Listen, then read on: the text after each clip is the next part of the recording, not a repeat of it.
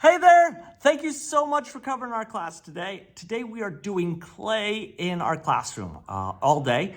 Let's see. Art 2 is making lanterns, Art 3 is making planters, and Art 1 is making mugs. And when we're entering the room, there's mats for the students to build on with some clay, some slips, some tools.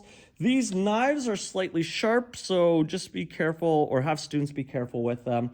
Everything goes back here. They know how to do it. At the end of the day, they're going to use these buckets to wash off their hands, get big clay pieces off here, smaller, and then wash it off with soap, and they can leave once their hands are clean, I guess. Here are some mats for the bisque fire clay and some sanding paper. This is for the students whose stuff have come out of the kiln and looks like this over here.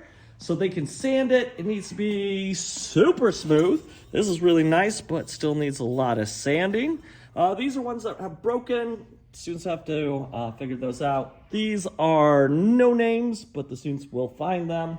And then here's some that students haven't claimed yet. And then there's these ones back here. This is where a student is done with the project, ready to go in the kiln. They just need to make sure their initials and class period, like this KM6 is here, so I know who it goes to at the end. Some students will be sanding, some will be making things out of clay. If a student needs a piece of clay, it is in these boxes. These should last you from first period all the way to sixth period. But students trouble here where it says lift here, they just pull and it doesn't work that well. And there's a tab on the bottom of each of these right here where it grips on there, and they just need to pull that apart. Also, once you get there, there's a bag here, just peel it away, grab this, go get a mat, and then wedge it up. The students will know what to do. And then any clay that they're not going to use that needs to be rehydrated, we're going to put in this white bucket once it's done, and then these just sort of peel off. Well, there's one for each thing, and then we just peel it off and then set it over here. I have a student volunteering to do that for periods 1, 2, and 3, and then there shouldn't be enough clay in there for 5 and 6, so I wouldn't worry about it, and I can take care of it in the morning.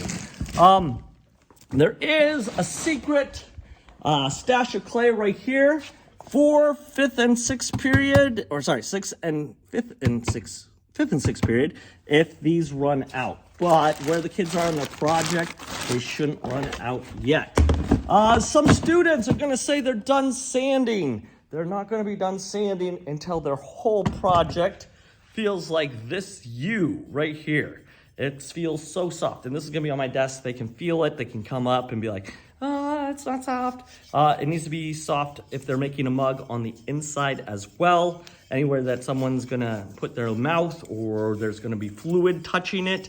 So it just needs to be super smooth. The lanterns can be a little bit rougher, but they can't cut themselves on it because we're going to put glass on there. So it should be a really good day. If you're having trouble with any students, just send them to the office. You can press 0 on the phone, tell them why. If anybody's throwing clay, anybody's smashing anybody's project, just send them down there. Clay is difficult for some students. It's a little frustrating. But if they need help, there's a classroom full of other students. So if a student is struggling, just ask a student. You can just be like, hey, can you go and help them? Anybody that's a little bit further, and they should be able to help another student. Anyways, I hope you have a really great day with those students tomorrow or today, and I hope they're wonderful for you. If not, please leave me a message or write a note, and I will talk with them. But we talked about the importance of being good for our guest teachers, so hopefully it'll just be an easy day for you. Thank you so much, and I hope they're great for you. Bye.